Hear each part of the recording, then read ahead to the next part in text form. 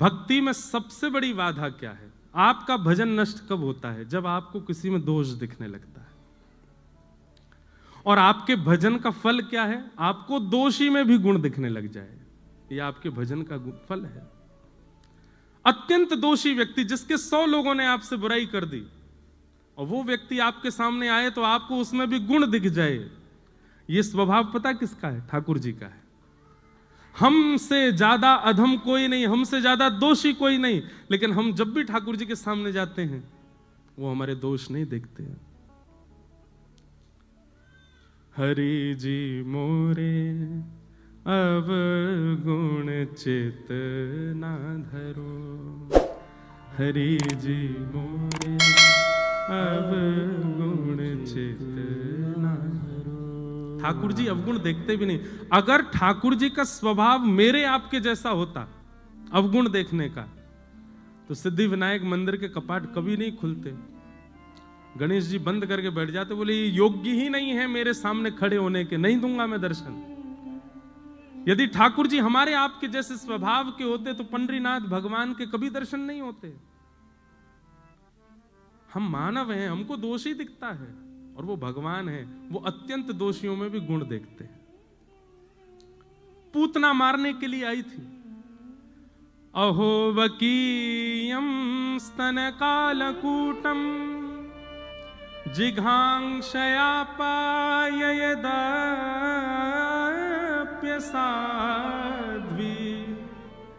लेभे गतिं धातृचितां ततोऽन्यं कं वा दयालुं शरणं व्रजेम। पूतना अपने पयोधर में विष लगा करके भगवान को मारने के लिए आई, और भगवान ने उसके पयोधर का पान करके उसको कौन सी गति प्रदान की? जो माता यशोदा को प्राप्त होनी चाहिए, जो भगवान की मां को गति प्राप्त होनी चाहिए, ठाकुर जी ने वो गति पूतना को प्रदान कर दी। देवताओं ने ठाकुर जी से प्रश्न किया, आपने ऐसा क्यों किया? आपने पूतना में ऐसा क्या देखा जो उसको मातृगति प्रदान कर दी? भगवान कहते हैं उसका कुल अच्छा नहीं, उसकी जाति अच्छी नहीं, उसका नाम अच्छा नहीं, उसका स्वभाव अच्छा नहीं, उसका कर्म अच्छा नहीं, कुछ भी तो अच्छा नहीं था, फिर उसको गति क्यों प्रदान कर दी आपने?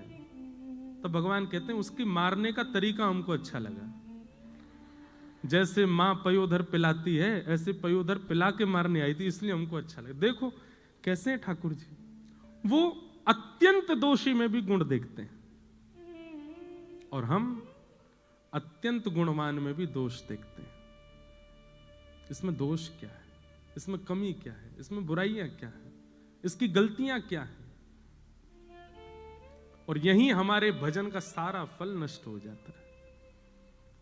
इसलिए मैं हमेशा से कहता आया हूं, ये आज की कथा में कह रहा हूं या अपने ऊपर कोई बात रख करके कह रहा हूं, नहीं, मैं प्रिपेयर्ड था कि मेरे पीछे पड़ेंगे लोग, मुझे पता था, मुझे पता था कि ये सब होना है,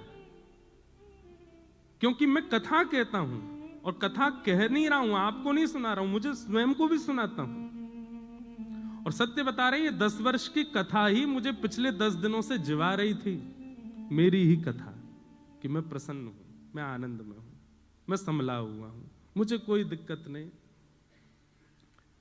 क्योंकि कथा ऐसा निर्माण करती है, 2 चीजें आपके चित्त में आती हैं, एक तो दोष दृष्टि खत्म होती है, और दूसरा मौन रहना सीख जाते हो, लेट गो करते हो चीजों को, ठीक है जाने दो, ये दुनिया का अंत नहीं है, दुनिया इससे भी खतरनाक होगी आगे।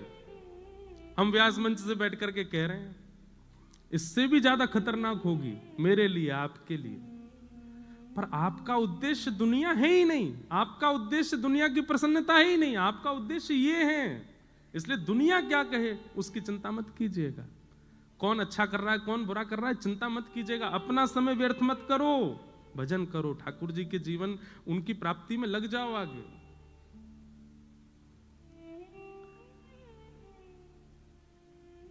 अन्यस्य दोष गुण चिंतन माशु मुक्त्वा, दूसरे में दोष मत देखो। पुणे के पास में एक गांव है, उसका नाम है पुरंदरपुर, क्या नाम है? वहां पर एक व्यक्ति रहते थे, उनका नाम था पुरंदर। थे तो वो ब्राह्मण, लेकिन अपने स्वभाव से, अपने कर्म से बिल्कुल दूषित। किसी भी प्रकार से ब्राह्मणत्व उनके अंदर दिखाई नहीं देता था। लेकिन उनकी पत्नी थी सरस्वती बाई। सब लोग इधर देखना, ऊपर वाले भी, बीच वाले भी, नीचे वाले भी। भूवस्व ये भू है तो बीच वाले भुव, ऊपर वाले स्वर्ग।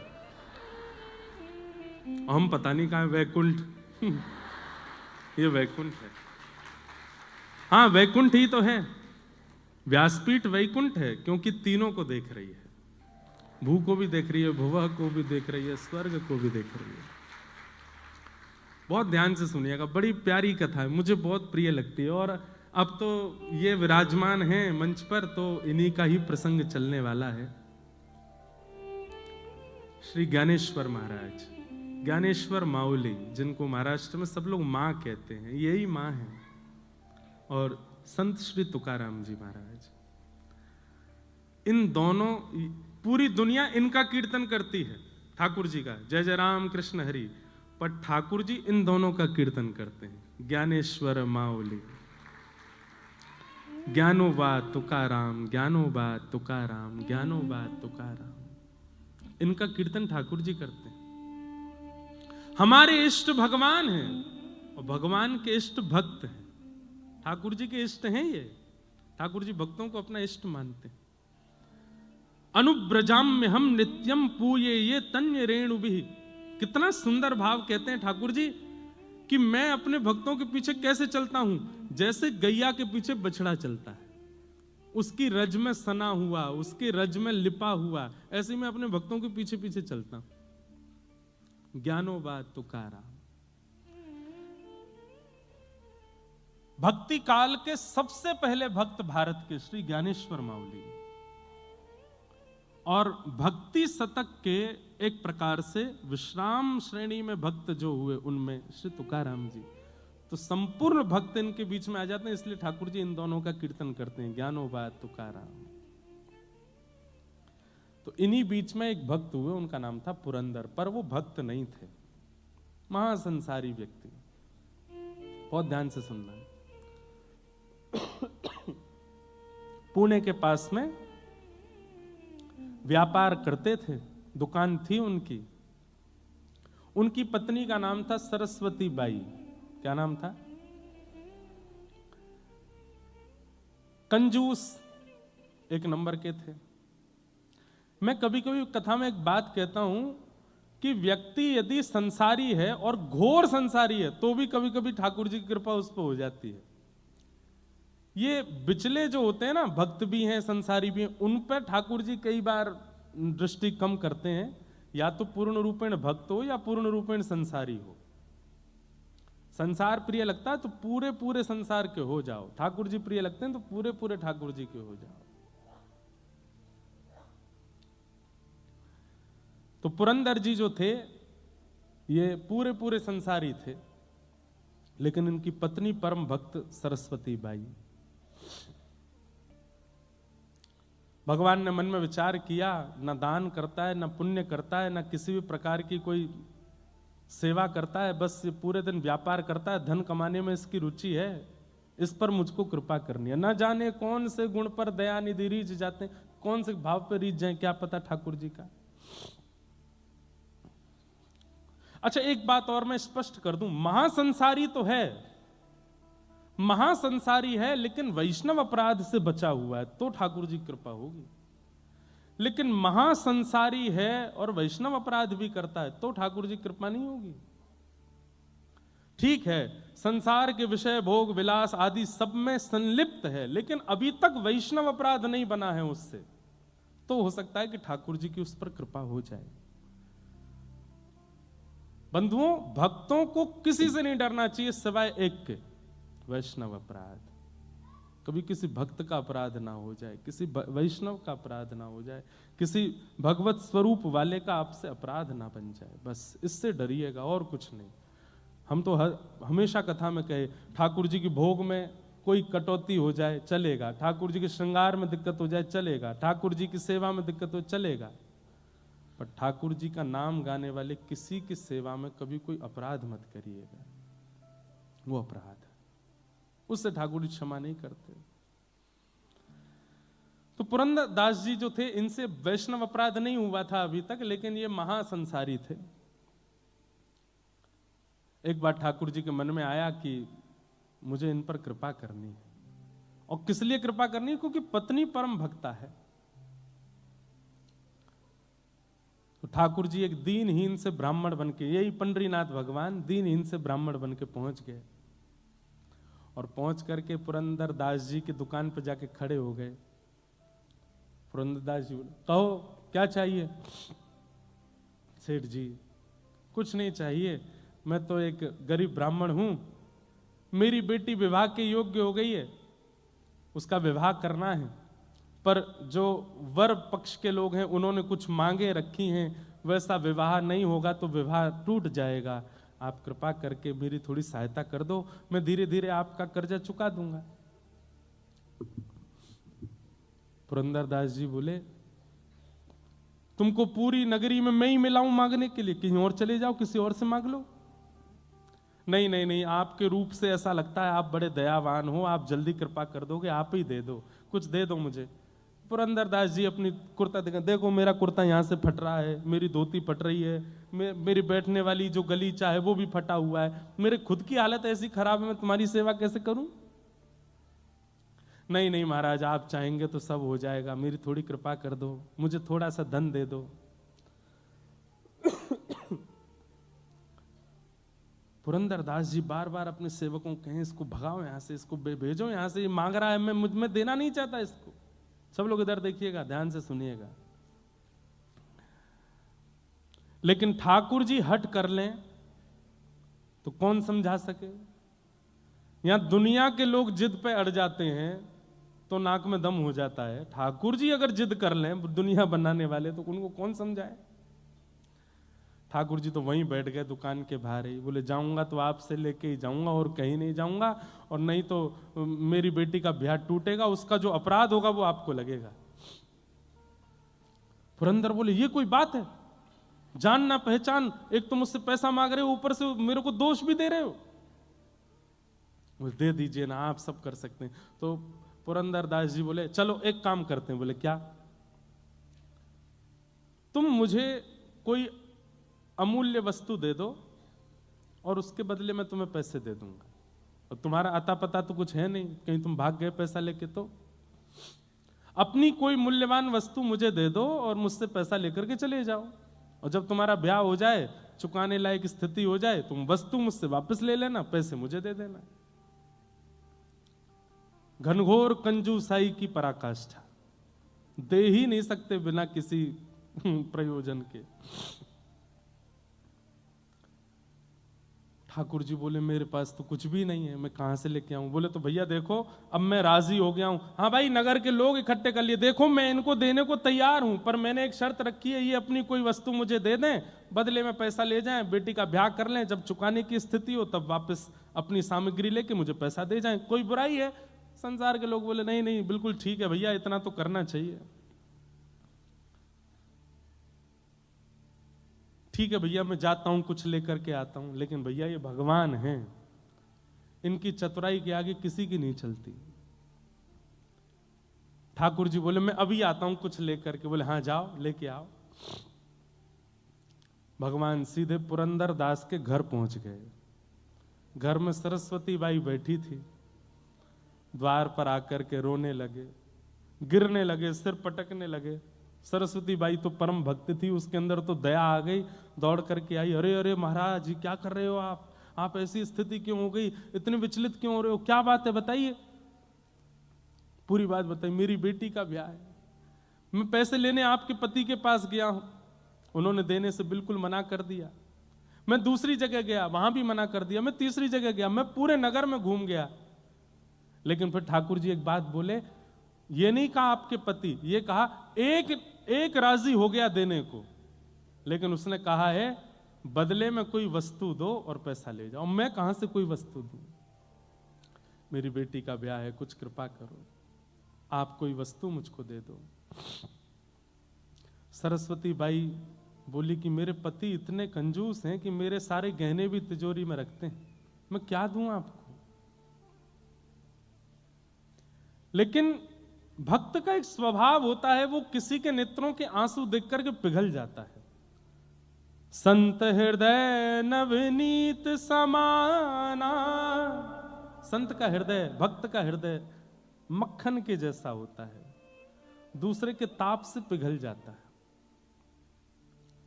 सरस्वती बाई देख नहीं पा रही थी जिस विचलनता में वो व्यक्ति था।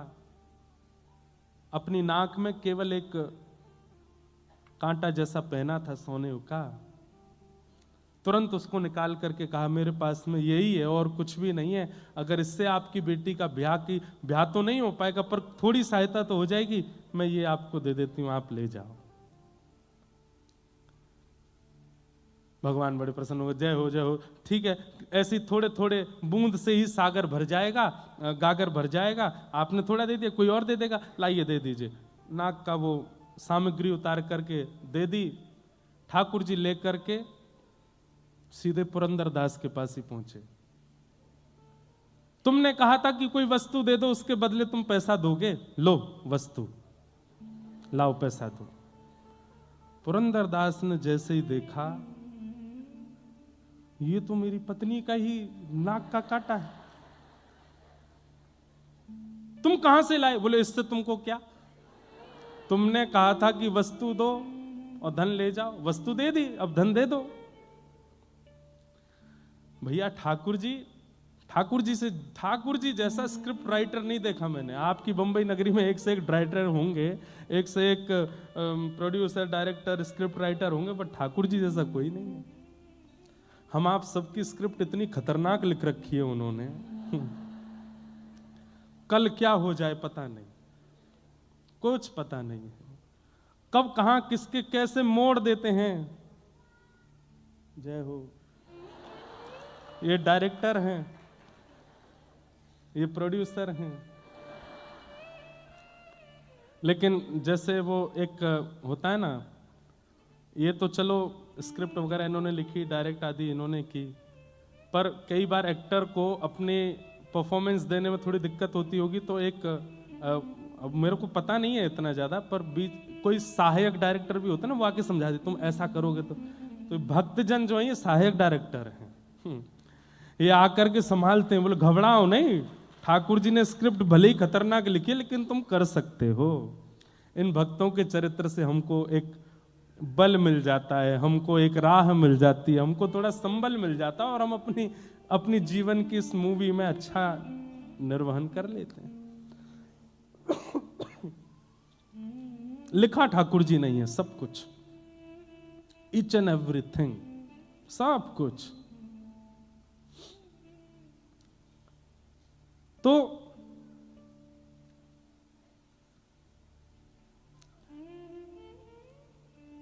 ठाकुर जी पहुंच गए, वो नाक की बाली दे दी, नाक का कांटा दे दिया, बोले लो वस्तु लो, पैसा दो। तो पुरंदर को ये बात पता है कि मेरी पत्नी स्वभाव से बड़ी दयावान है, और उसी ने दया करके बिना मुझसे पूछे, बिना मेरी आज्ञा के अपनी नाक की एक कांटा निकाल करके दे दिया। इसको तो मैं पैसा दे देता हूं, लेकिन आज अपनी पत्नी को नहीं छोड़ूंगा।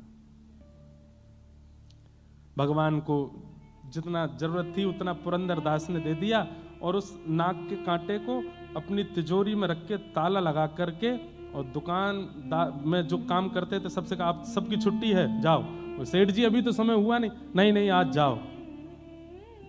और ताम्रवर्ण हो रहा था मुक्का, आज अपनी पत्नी को नहीं छोड़ूंगा। दुकान बंद की। तो दुकान में एक कार्य करता था, वो इनकी पत्नी को बहुत मानता था, उसकी भी वो सहायता करती थी। वो दौड़ करके पहले ही पहुंच गया, बोले मां आप अपनी रक्षा कर लीजिए। क्यों, आपकी नाक का कांटा कहाँ है? बोले वो एक दीनहीन सा ब्राह्मण आया था, उसकी बेटी के ब्याह के लिए कुछ मांग रहा था, मुझ में कुछ था नहीं, मैंने दे दिया। बोले उसने जाके आपकी नाक का कांटा ही पुरंदर दास जी को देके पैसा ले लिया। अब वो आपके ऊपर आ रहे हैं, बड़े रोष में हैं और कुछ करने की स्थिति में हैं। मां, आप अपनी रक्षा करना।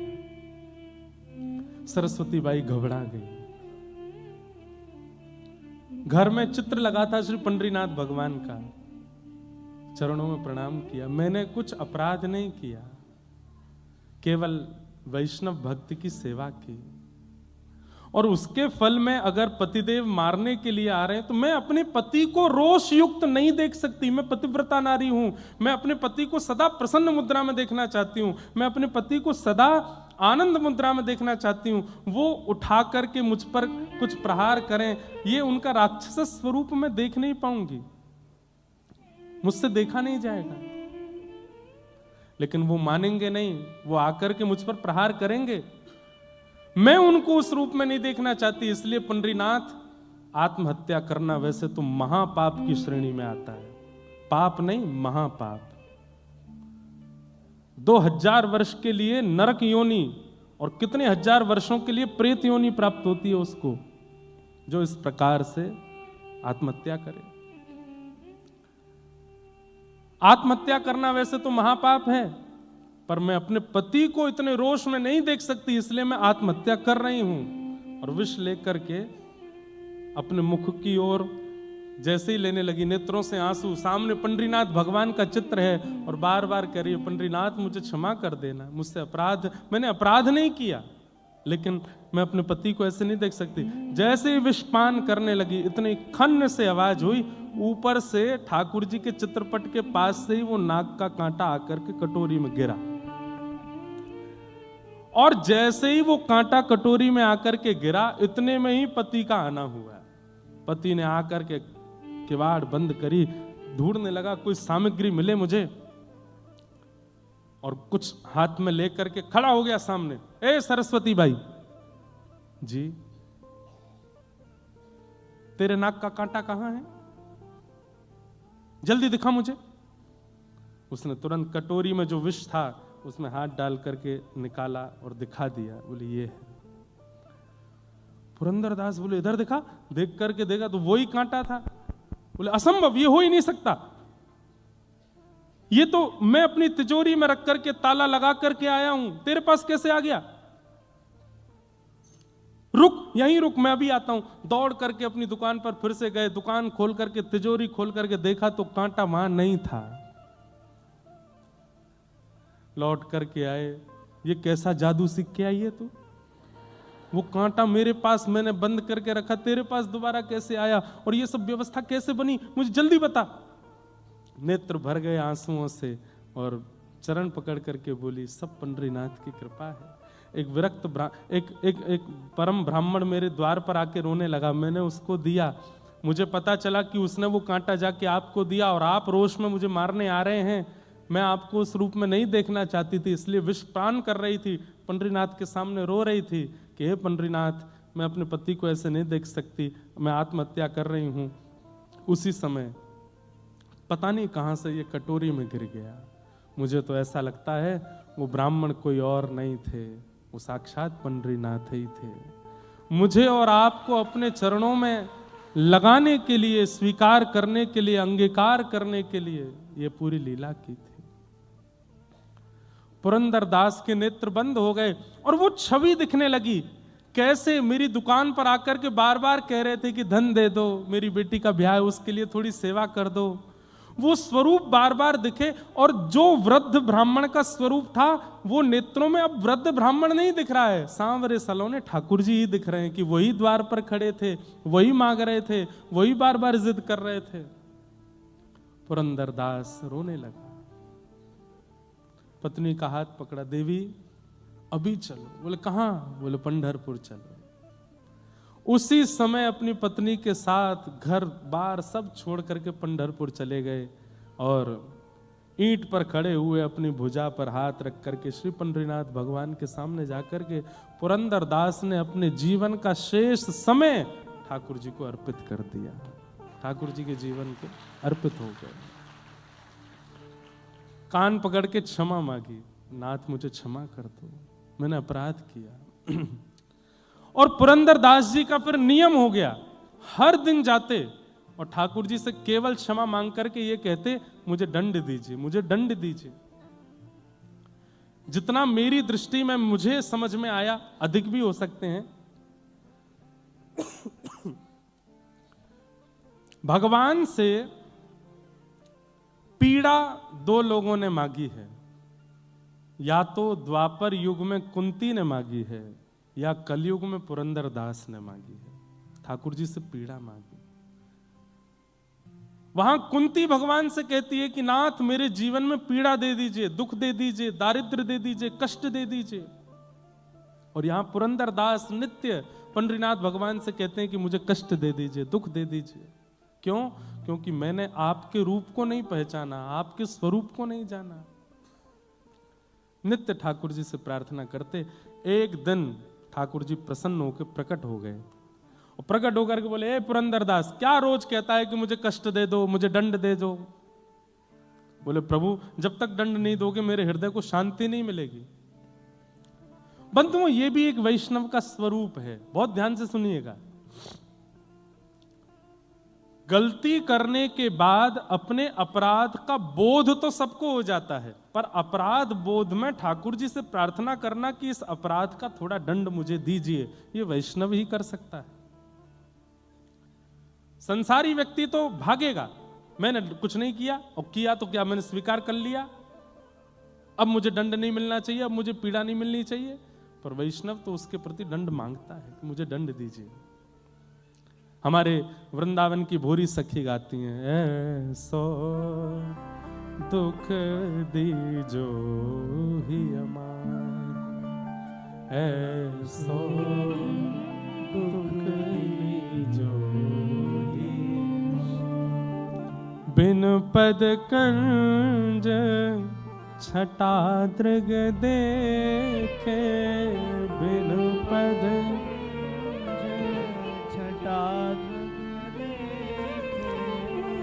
को सुहावे नाही, ओ को सुहावे नाही, ऐसो दुख दीजो ही अमाही, ऐसो दुख दीजो ही। बस्ती छोड़ एकांत बिठाओ, बस्ती छोड़ एकांत बिठाओ, बस्ती छोड़ एकांत बिठाओ, बस्ती छोड़ एकांत बिठाओ, बातन सो घबराही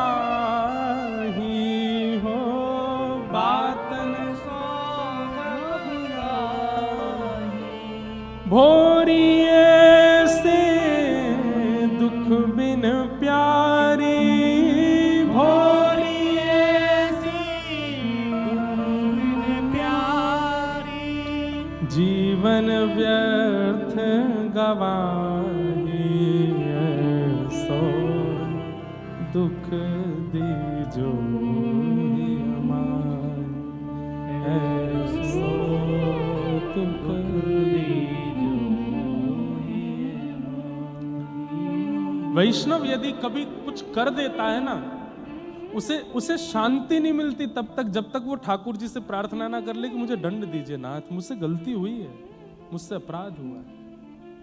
वो ठाकुर जी से दंड की याचना करता है। देना ना देना ये उनके हाथ में, लेकिन वो याचना करेगा, मुझसे ये गलती हुई नाथ, इसका मुझे प्रायश्चित नहीं करना, इसका मुझे अपराध बोध हुआ है, पर मुझे तब तक शांति नहीं मिलेगी जब तक आप इसका मुझे सूक्ष्म दंड नहीं देंगे। वो दंड की याचना स्वयं करता है ठाकुर जी से। पुरंदरदास जी कहने लगे, नाथ मेरे द्वार पर आकर के आप मांग रहे थे और मैंने शाम तक बिठा करके आपको रखा, दंड तो मुझे मिलेगा, तब तक मुझे शांति नहीं मिलेगी, दंड दीजिए। तो ठाकुर जी बोले, ठीक है हम एक दंड देते हैं। क्या? भारतवर्ष में जितने भी तीर्थ हैं और जितने भी मेरे मंदिर हैं, सबका पत्नी सहित दर्शन करके आओ, यही दंड है तुम्हारे लिए, जाओ। पुरंदरदास बोला, ये दंड है? ये दंड है, ये तो मेरे लिए आशीर्वाद है, ये तो मेरे लिए और सुख की स्थिति है। दंड दीजिए। तो ठाकुर रुक्मणी जी बोली तो फिर एक काम करो। बोले क्या? जिस जिस तीर्थ में जाओगे वहां की मातृभाषा, वहां की जो लोक भाषा है, उस भाषा में एक पद गा करके वहां के ठाकुर जी को रिझाओ, ये दंड है। चलो। बोले हाँ, इसमें थोड़ा परिश्रम है, मैं महाराष्ट्र का हूं, मुझे मराठी आती है। अब मैं दक्षिण जाऊंगा, आंध्र प्रदेश जाऊंगा, केरला जाऊंगा, वहां जाऊंगा, वहां की भाषा में वहां का कीर्तन बनाना मेरे लिए कठिन होगा। ये दंड उचित है।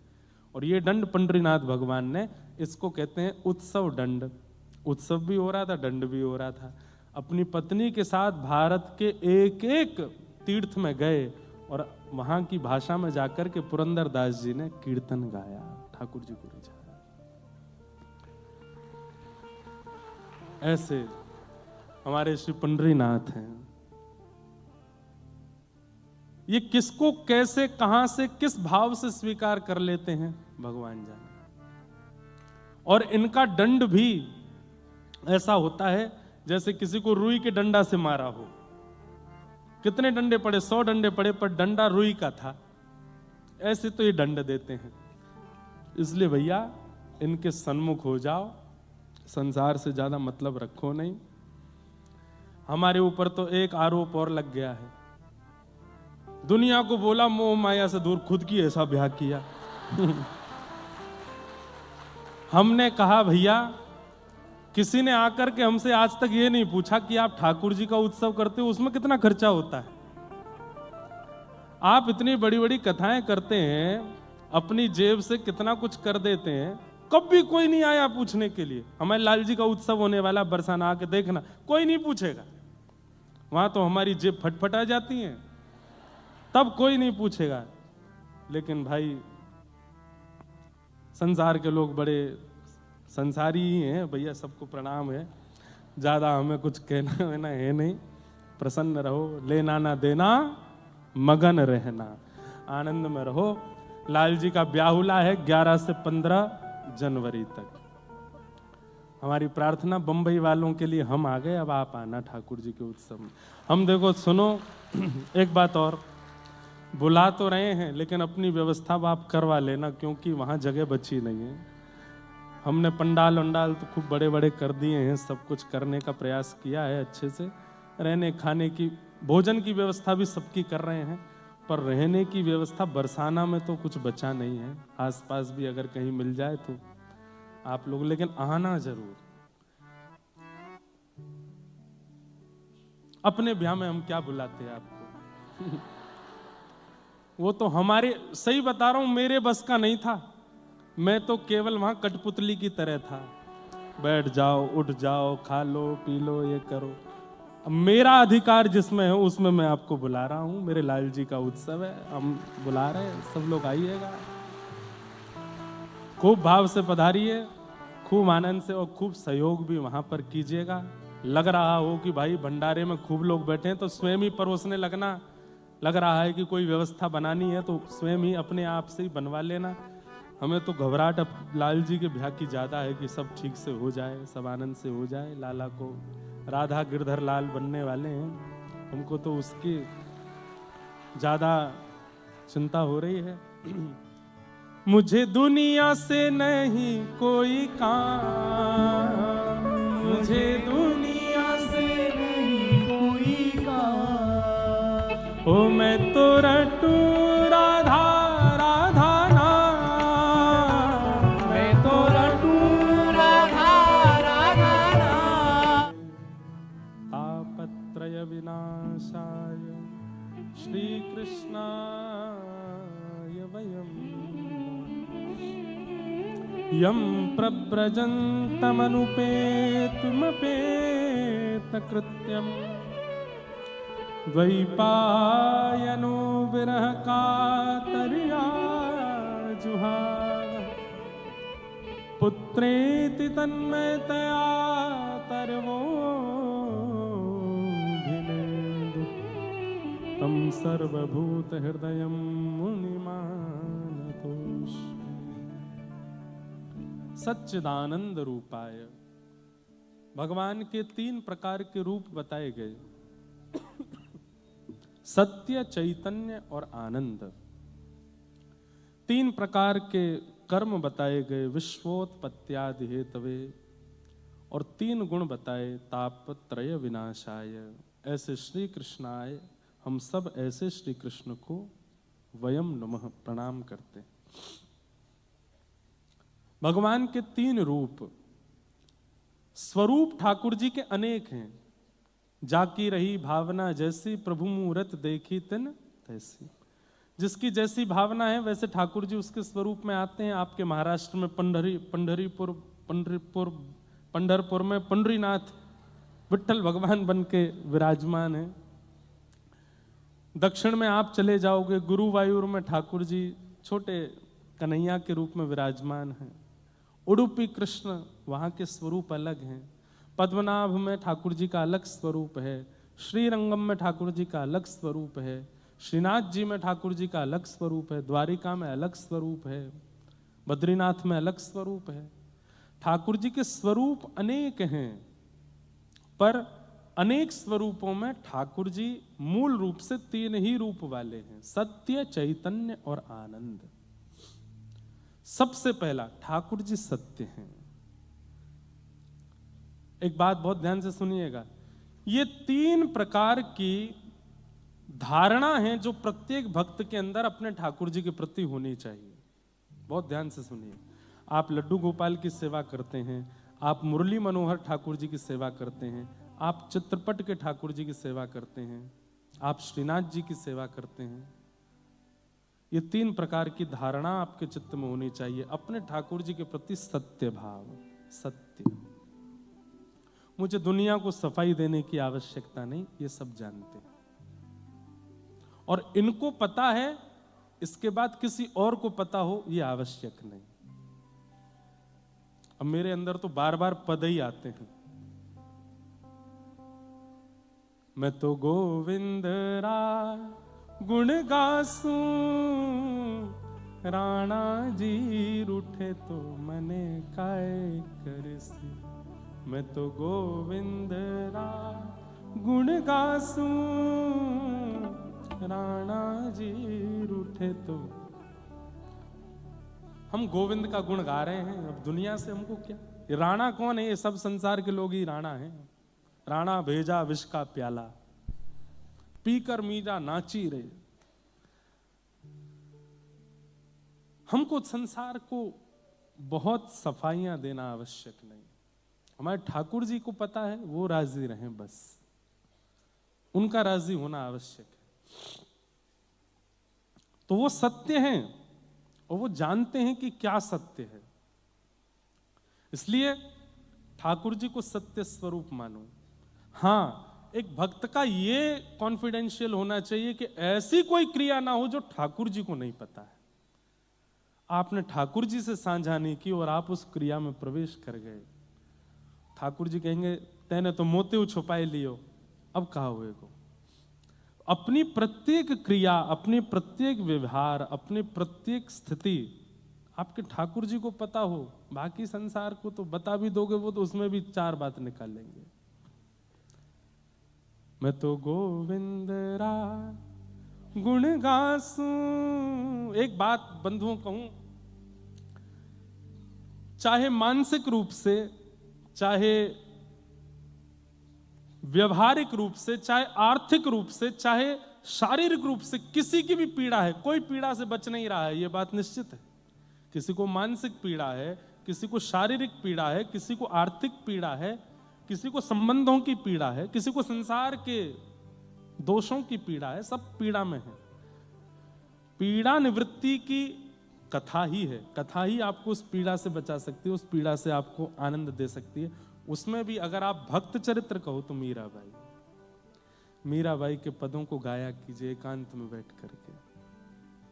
हमने तो इतने मीराबाई के पद गाए हैं और ये मीराबाई के पद ही सहायक बने हैं हर स्थिति में। राम नाम रा जहाज चला स्या, राम नाम रा जहाज चला सा, मैं तो भव सागर तर जासू, मैं तो भव सागर तर जासू। हो मैं तो गोविंद रा गुण गासू, राणा जी रूठे तो मने काए कर से, मैं तो गोविंद रा गुण गासू।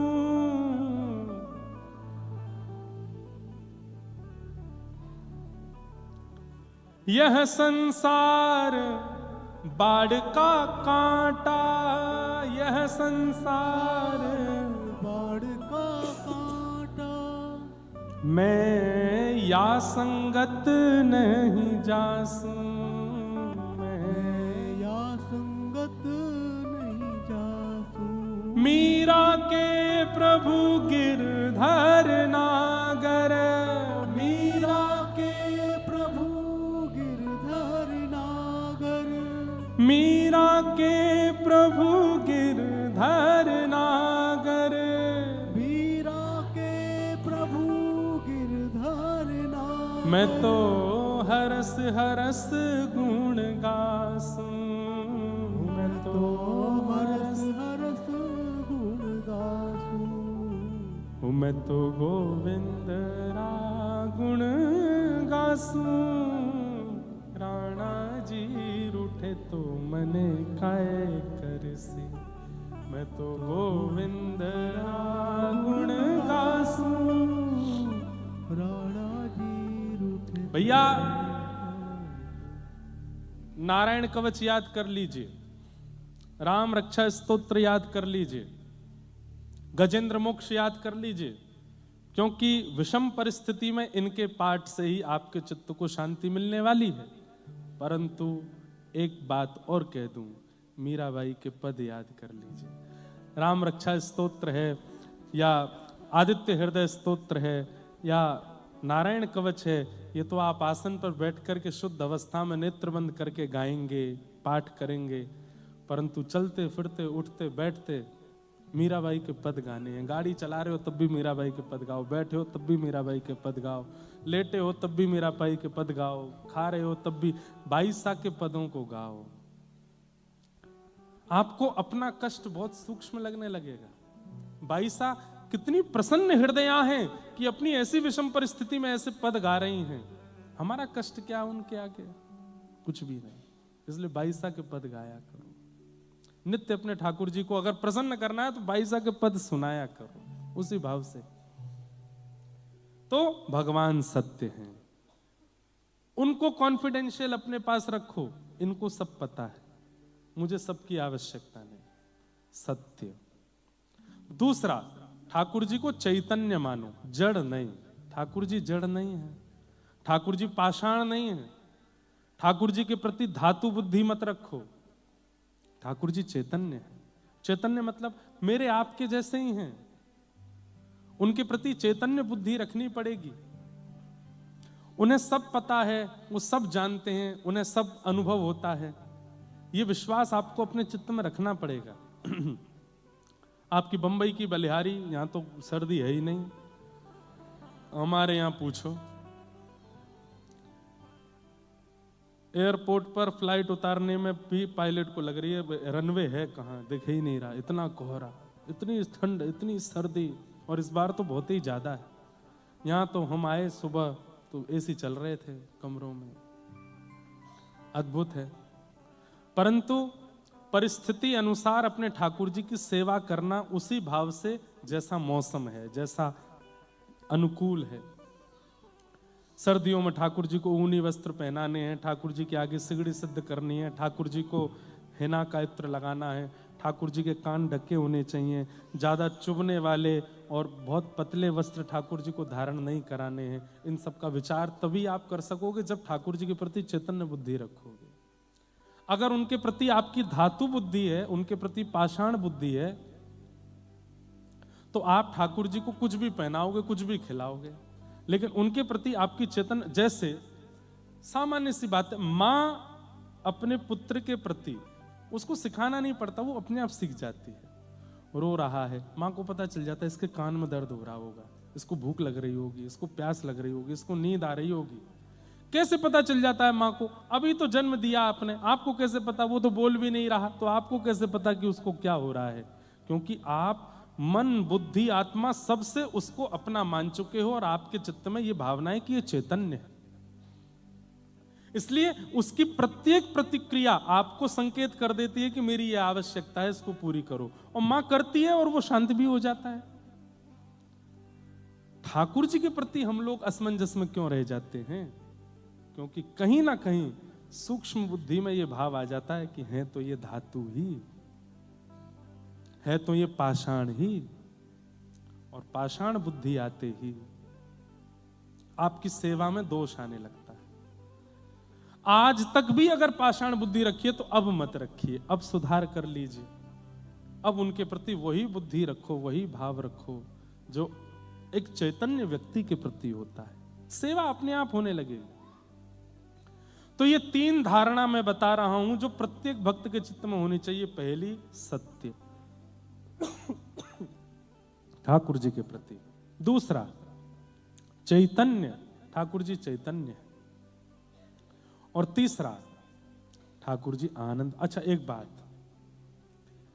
चाहे कितनी भी पीड़ा हो, कितना भी संकट हो, कितना भी कष्ट हो, मैं हमेशा कथा में कहता आया हूं, माँ के आगे रो लीजिए, पिताजी के आगे रो लीजिए, बच्चों के आगे रो लीजिए, परिवार के लोगों के आगे दुख दर्द बता दीजिए, लेकिन जैसे ही ठाकुर जी के सामने जाते हो, बाहर ही आंसू पोंछो, बिल्कुल प्रसन्न हो जाओ, मुख पर एक लंबी सी स्माइल लेकर के आओ, आपके 32 चमकने चाहिए और बिल्कुल नृत्य कर ठाकुर जी के आगे ऐसे जाओ कि कुछ हुआ ही नहीं। जैसे ये एक स्वभाव है, सांसारिक स्वभाव है कि आप जिससे बहुत प्रेम करते हैं उसको अपना दुख पता नहीं लगने देते। मां को पीड़ा है और मां को पता है कि मेरी पीड़ा बच्चों को पता चली तो चिंता करेंगे, तो मां उनको बताती नहीं है। बेटा कहीं बाहर पड़ता है, उसको बहुत दिक्कतें हो रही हैं, मां रोज फोन करती है, तो बेटा मां को बताता नहीं कि दूर बैठी चिंता करेगी। ठाकुर जी को क्यों सब बता देते हो आप? अधिकतर सिद्धिविनायक चले जाइए, महालक्ष्मी चले जाइए, पंढरपुर चले जाइए, किसी भी मंदिर में चले जाइए, 90% आदमी अपने दुख सुनाने के लिए आता है। जहां से ठाकुर जी दिखने शुरू होते हैं, ठाकुर जी ऐसा ऐसा उसने कर दिया है, पड़ोसी ने इतना कर दिया है, यहाँ पे ये हो गया है, पत्नी ऐसा व्यवहार करती है, बच्चे ऐसे कर रहे हैं, ये कर रहे हैं, वो कर रहे हैं, प्लीज आप कृपा करो ना ठाकुर जी, थोड़ा कर देना ना, कृपा थोड़ा थोड़ा देख लीजिए ना, मेरे ऊपर थोड़ा अनुग्रह कीजिए ठाकुर जी। हे सिद्धिविनायक भगवान, सिद्धिविनायक भगवान से ज्यादा भीड़ तो बाहर बैठे हुए मूषक के कान में रहते हैं। वो मूषक भगवान जो बाहर बैठे हैं उनके कान में लोग बात छोड़ ही नहीं रहे हैं कान। एक बार मैं गया, जब भी मुंबई कथा होती जाता हूं दर्शन करने, तो बाहर आके देखा तो मूषक भगवान के कान में सब बोल रहे होते हैं। मुझे बहुत देर हो गई खड़े खड़े, मैंने कि मैडम की लिस्ट ही नहीं पूरी हो रही, पूरी बिल्डिंग की शिकायत कर दी है, गार्ड ऐसा करता है, वो ऐसा करता है, ये ऐसा करता है, वो ऐसा करता है, सबकी शिकायतें कर दी। 90% व्यक्ति अपने दुख सुनाने जाता है मंदिर। क्यों? इसका मतलब ये प्रेम नहीं है भाई। वकीलों को दुख सुनाया जाता है, डॉक्टरों को दुख सुनाया जाता है, जो प्रोफेशनल होते हैं, जिनसे आपका आत्म संबंध नहीं है, उनको दुख सुनाया जाता है, उनको पीड़ा बताई जाती है। जो बहुत अपने भी नहीं होते, बीच वाले हैं, थोड़े थोड़े अपने, उनको दुख सुनाया जाता है, मित्रों को दुख सुनाया जाता है। पर जिससे अटूट प्रेम होता है उससे तो दुख छुपाया जाता है, उसको नहीं बताते। मैं तो कहता हूं ठाकुर जी के आगे ऐसे मत जाओ। आज से ये बदल दीजिए नियम। सिद्धिविनायक जाइएगा, हर बार मूषक के कान छोड़े ही नहीं थे आपने, इस बार पकड़ना ही नहीं, और पकड़ो भी तो ये कहना आप और गणपति जी आनंद में रहो, बस यही चाहिए और कुछ नहीं। आप प्रसन्न रहो, खूब बढ़िया प्रेम से सुबह शाम मोदक पाया करो, खूब आनंद में रहा करो, और कुछ नहीं। हम आनंद में, हम प्रसन्न हैं। भले ही आज सुबह भोजन नहीं मिला है आपको, फिर भी ठाकुर जी से कहो हम प्रसन्न हैं, आपकी रजा में राजी है नाथ। भोजन नहीं मिला तो क्या हुआ, श्वास तो चल रही है, देख तो रहे हैं, हाथ पैर तो सलामत हैं, बुद्धि तो है, मन तो है, आज नहीं तो कल मिलेगा। सब कृपा है नाथ। बंधुओं, प्रेमी को कष्ट होने के बाद भी जब कष्ट नहीं बताया जाता, प्रेमी उसको आभास हो जाता है, उसको पता तो चल जाता है कि है कष्ट में, लेकिन बता नहीं रहा है। तो वह प्रेमी भी क्या करता है कि आपको पता ना चले और आपका कष्ट दूर हो जाए, उसकी योजना वो बनाते हैं। क्यों ठाकुर जी के आगे अपनी लिस्ट सुनानी? मैं तो कितने दिन से कथा में कहता आया हूं, ठाकुर जी को जाके अपनी मत सुनाओ, ठाकुर जी से जाके उनकी पूछा करो। जनाबाई जब जब दर्शन करने जाती, छोटी सी जना पंडरीनाथ भगवान को देख के और ऐसे हाथ करके खड़े हैं पंडरीनाथ भगवान, और जनाबाई देख करके कहती है, पूरे दिन ऐसे खड़े रहते हो, दर्द नहीं होता पैर में? हाँ, इतने सारे वैष्णव भक्त आपको प्रणाम करने आ जाते, थोड़ी देर बैठ जाओ। पुजारियों से कहती है, इनके पीछे थोड़ा मसनद लगा दो। आज भी पंडरीनाथ भगवान मसनद लगा के खड़े होते हैं। इनके नीचे थोड़ी गद्दी रख दो, थोड़ी देर के लिए मंदिर बंद कर दो, इनको बैठा दो, इनके पैर में थोड़ी मालिश करो, थक गए होंगे। इतनी चिंता जनाबाई करती है ठाकुर जी की कि जनाबाई के पास अर्धरात्रि में ठाकुर जी पहुंच जाते हैं और गोद में, जनाबाई की गोद में पैर रख करके कहते हैं, दबा ले, तुझे बहुत चिंता होती, चल तू ही दबा पैर। हम अपने सुनाने से फुर्सत नहीं मिलती, ठाकुर जी को नहीं। आप कितने भी कष्ट में आ जाओ बंधुओं,